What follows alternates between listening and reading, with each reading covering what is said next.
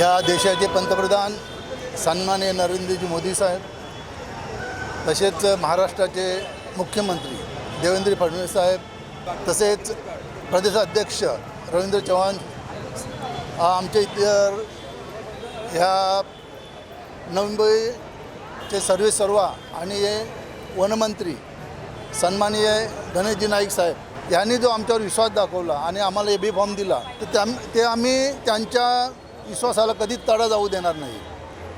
त्यांनी जे आमच्यावर कामगिरी आतापर्यंत सोपवली ते आम्ही पार पाडत आलो आणि जुगावती आमची 4थी टर्म आहे.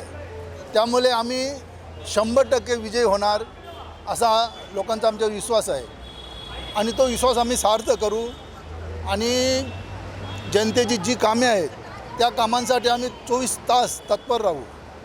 तसेच आतापर्यंत जुगावासाठी केलेल्या कामांचा आम्ही लोकांसमोर सर्व पाढा वाचलेला आहे आणि लोकांना ते सर्व कळून चुकलेलं आहे की जुगावात कोण काम करणार आहे आणि आम्हाला कामामध्ये कोण प्राधान्य देणार आहे.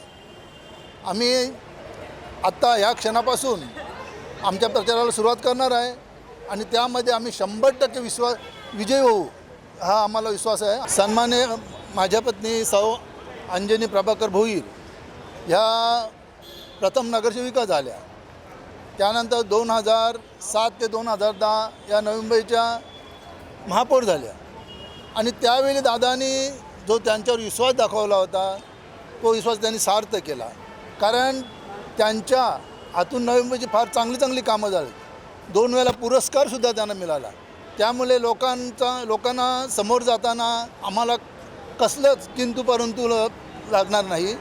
त्यामुळे आम्ही लोकांना सरळ सांगू की आम्ही ज्यावेळेला अंजनी भोईर महापौर होत्या त्यावेळेला नवी मुंबईकडे पूर्ण लक्ष दिलं. तर जुगाव एक छोटंसं गाव आहे, तर त्याच्यामुळं आम्ही जुगावाकडे पूर्ण लक्ष देऊ आणि त्यांच्या हातून जुगावची राहिलेली पूर्ण कामे करू आणि असं आम्ही लोकांना विश्वास देतो.